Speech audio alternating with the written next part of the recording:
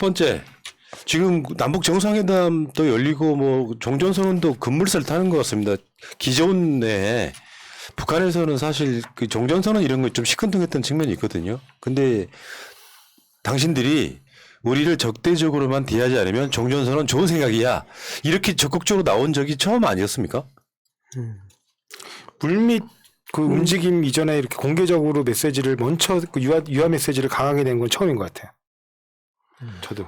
그래서 이게 이제 이 정권 저창출이랑 연관이 있는 것 같은데 문 대통령하고 정상회담하고 뭐 지금 아마 미국은 좀 상당히 어떤 표시를 하는 것 같고요. 중국은 좀 간을 보는 것 같은데 어찌됐건 문 대통령 등이 주도한 종전선언이 이루어진 다음에 정권 재창출하면 딱 우리가 바라는 그림 아닐까요? 저 이야기 해야 되니까. 중국의 전략가가 이제 한번 나서 주셔야죠. 제가 이제 저도 사실 남북 문제 옛날에 공부를 좀 했는데 그 김진양 박사나 이렇게 전문가들이 있기 때문에 어디 가서 말 잘못하겠더라고. 김진양 박사하고 저하고 친구라고 남들이 놀라거든요. 네, 어릴 때부터 친구, 아주 어릴 때부터 알죠. 친구인데. 우리 북맹을 설파하신 바로 그분. 예. 개성공단 이사장. 예, 개성공단 이렇게 저하고 친구인데 워낙 전문가들이 많아가지고 이제 조금 아는 거 가지고 이야기했다가는 그래서 그런데 제가 보기에는 아마 문재인 대통령이 미국에 가셨을 때 이제 유엔 주재 그 북한 대사라든가 뭐 그런 쪽들하고 저는 뭐 이렇게 좀 뭐가 있었을 거라고 봐요. 예, 외교라는 것이 늘 이야기하지만 우리 이제 의전 그래 밝혀지는 순간에 나왔다는 것은 물밑에서 협의가 제법 이루어졌다는 뜻이거든요. 예, 그런 측면에서 저는 우리 문재인 정부가 적극적으로 잘한 게 바이든 행정부가 과거에 이제 민주당 정부가 늘 가지는 이제 전략적 인내라고 하는데 거기에 빠지기 전에 일찍 개입을 해서 미국에 우리의 이제 의사를 전달한 게 저는 좀 적중했다라는 생각이 들고요. 그런 부분에 있어서 바이든 정부의 변화하는 모습이 이 북한에게 저는 보인 것 같아요. 북한에서 보였기 때문에 저는 북한에서 반응을 하는 거다.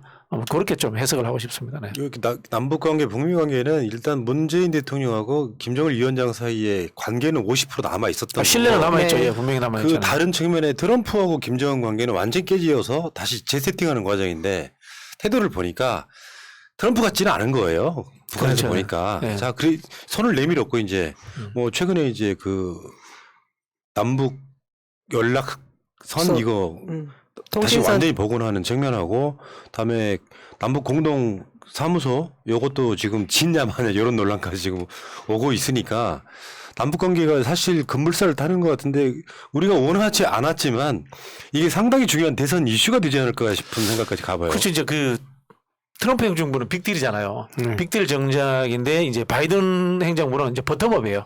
버텀업으로 가는데 바이든 행정부가 북한 문제를 이제 신경을 쓸 수밖에 없는 상황이 만들어지는 게 결국은 대중 봉쇄 전략에 북한을 최소한 이제 자기 편 쪽을 우호적으로 만들어 놔야 되는 상황인데 미국이 이제는 북한 문제에서 보여줬듯이 중동이라든가 이런 쪽에 신경을 별로 안 써요. 별로 안 쓰는 이제 첫 번째 이유는 아시겠지만 이제 셰일 가스 때문에 중동 석유가 미국에게 이제 그 절대적인 우선순위가 아닌 상황이 돼버렸고요. 그다음에 이제 이란 핵 문제라든가 이런 분들이 고착 상황에 있기 때문에 북한 문제를 대중과 연결해서 우호적으로 풀어야 되겠다는 미국의 의지가 이제 깔려 있는 거고 거기에 대해서 문재인 대통령이 트럼프 행정부 시절에 있었던 성과들 실제로 이제 빅딜이 결렬됐지만은 성과들이 신뢰관계가 쌓여있다는 것들을 저는 뭐 미국 행정부 저는 충분히 설명을 했을 거라고 봅니다. 이 과정에서 이 미국 행정부가 이 한국 정부가 움직일 수 있는 폭을 넓혀준 것들 그다음에 또 한편으로서 북한 이 정권이 움직일 수 있는 폭을 넓혀준 것들 저는 이게 좀 제일 크게 작동했던 것 같고요.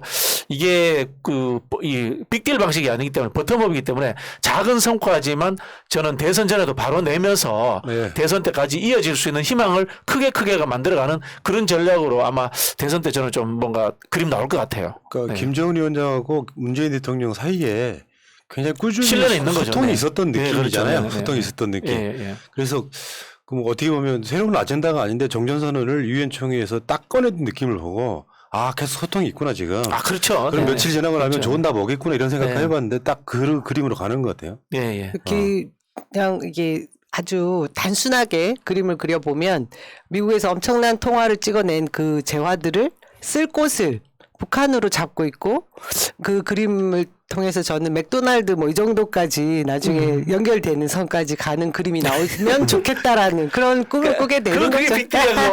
그러니까 그게 편하게 빅딜이야. 얘기하면 그래서 이번에 이 종전선언 종전선언. 이것이 뭐 남북 간 그다음에 한중 간까지 사자 협상까지 되는 부분이 지금 그림이 거의 그려지고 있는 단계가 아닌가 하는 생각이 드는데요. 이제 우리 남영희 위원장이 이야기하는 게 시원하거든요. 근데 저게 빅딜인데 저게 이제 트럼프 때 안 된 거거든. 그렇죠. 근데 사실은 저는 뭐 이렇게 이른바 전략적 인내 이런 거 같은 경우는 그냥 미국의 외교안보 지형의 변화에 따라 그냥 맞춤형 정책으로 나온 거라고 봅니다. 뭐 그냥 미국이 뭐 예를 들면 미국 민주당 정부는 전략적 인내 정책이다. 언제부터 전략적 인내 정책이에요? 맞아요. 그 이전에 네, 맞아요. 클린턴 행정부 때는 굉장히 적극적이고 적극적이었거든요. 적극적인 평화 정책 그리고 클린턴 행정부 내에서도 전반기 때는 또 굉장히 공세적이고 공격적인 어떤 핵무기 제거 전략을 쓰다가 이제 평화 통일 전략으로 바뀌고 김대중 대통령의 노력으로 이제 그러니까 평화 전략으로 바뀌거나 평화 외교 전략으로 바뀌고 난 다음에는 굉장히 또 적극적인 평화 외교 정책을 폈단 말이에요. 피다가 갑자기 이제 부시가 당선되면서 부시 2세가 당선되면서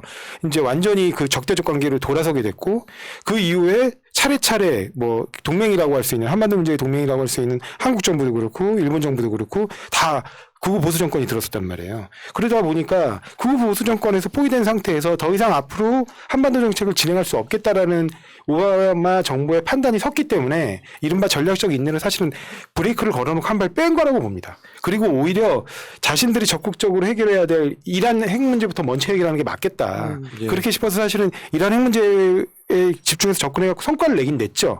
냈다가 이제 트럼프 행정부 때 다 뒤집어 버리는 바람에 다시 또 이제 혼란이 왔고.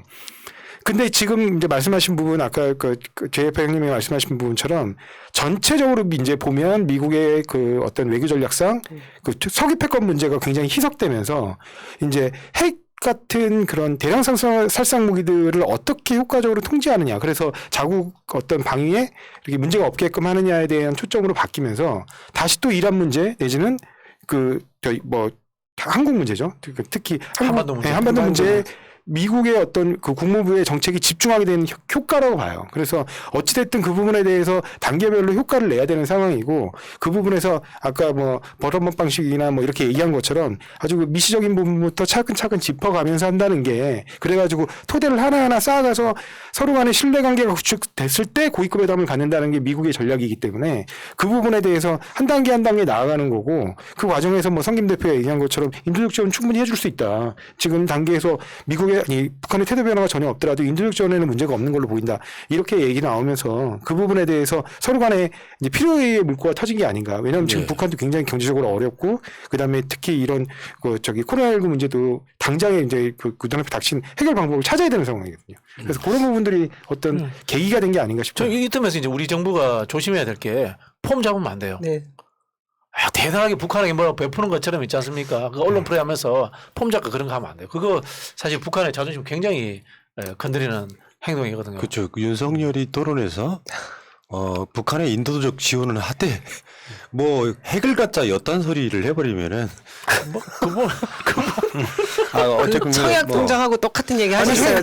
핵 얘기 꺼낸 거는 미국의 그 국무부에서도 난리 났어. 무식한 소리라고 도대체 우리 정책을 전혀 이해 못하는 얘기다. 그걸 우리 언어로 하면 미친 새끼. 그 어쨌든 제가 남북 관계를 보면서 느낀 게 남북 관계보다 진짜 북미 관계가 어렵구나. 이걸 한번 깨달았었고요. 그러니까 이제 제가 뭐 다른 이유로 뭐 어떤 인터뷰를 한번 했는데 거기 제가 했던 말을 다시 한번 좀 해드리면 남북 관계를 연속성을 가지면서 그 비전이 있는 사람만이 지금 한반도의 대한민국의 대통령이 될 수 있다 이렇게 생각을 합니다. 그 비전이 없는 사람들이 뭐 미시적으로 표를 얻기 위해서 뭐 극우에 기댄다든지 하는 사람들이 되면 남북관계 또 도로함이 답을 되는.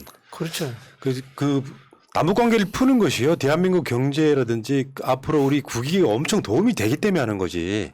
우리가 뭐 손해보고 남북관계를 풀려고 하는 것도 아니고요. 인도적인 건 다른 문제라고 생각해요. 지금 현실적으로는 대한민국에 걸린 이득이 훨씬 많은 것이기 때문에. 다만 지금 대선 논란이라든지 이런 논란들 때문에 북한이 저렇게 화답한 내용 자체가 이슈가 크게 안 되는 부분은 좀 안타깝다는 생각이 들고 오히려 남북관계나 북미관계도 여론 때문에 하는 측면이 있거든요. 여론이 막 굉장히 관심을 모아주면서 하면 금방 빨라질 텐데 이런 좀 아쉽다는 생각이 좀 들었습니다. 조금이라도 성과를 내야 돼요. 바로. 작은 성과라도. 그러니까요. 그렇게 마무리가 돼줘야 네. 더 비전이 생기는 거고요. 네. 자, 문재인 대통령이 화이팅!